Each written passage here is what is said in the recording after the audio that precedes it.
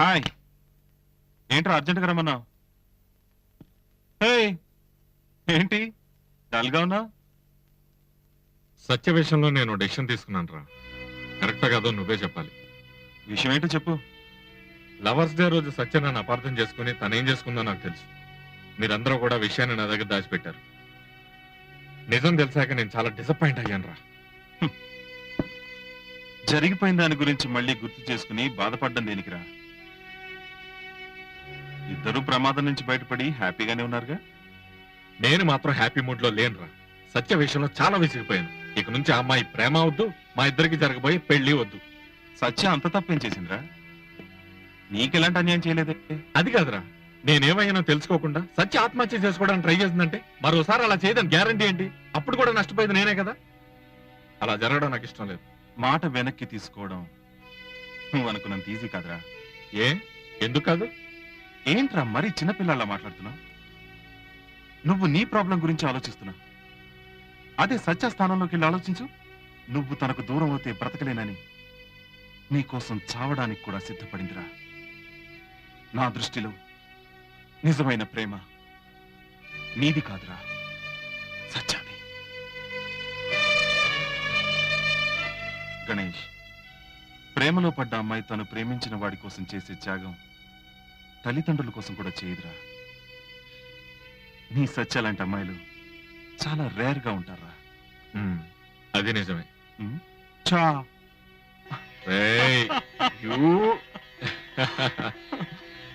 రావయాలుడు రా. నీకు 100 ఏళ్ళు ఆయుష్ అయ్యా. ఇప్పుడు నీ గురించే మాట్లాడుకుంటున్నావు.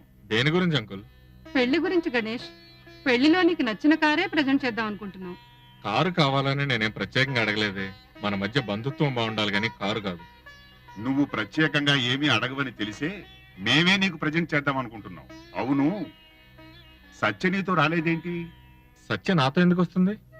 ఆంటీ, గణేష్ నాతో దూరంగా ఉంటున్నాడు. ముభావంగా కూడా ఉంటున్నాడు.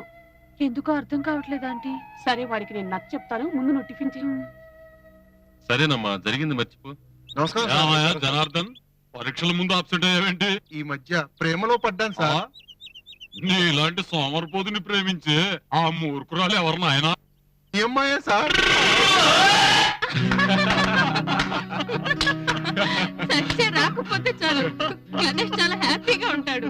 గణేష్ ఎప్పుడు హ్యాపీగా ఉండాలని మనందరం కోరుకుందాం. ఏంట్రా అందరూ మంచి హుషారుగా ఉన్నారు? గణేష్ కి తెలుసు. రే గణేష్, చెప్పరా.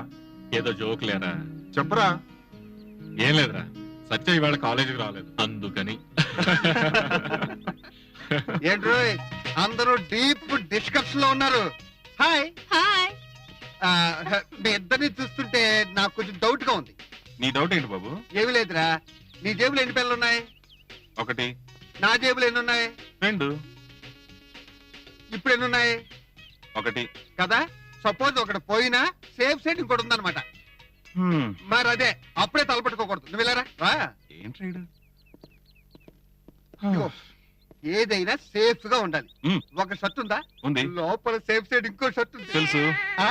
ఇగో ఒక ప్యాంట్ ఉందా? ఎస్. లోపల సేఫ్ ఇంకోటి ఉంది. అవునా? ఇగో ఒకటి ఇప్పుడు నువ్వేమంటారా?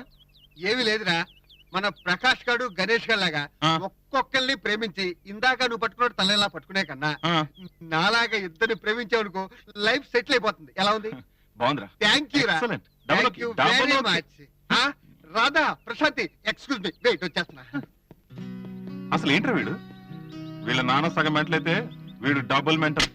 పిలవగానే ఊపుకుంటూ వెళ్ళావు కదరా, తోలు తీరిందా?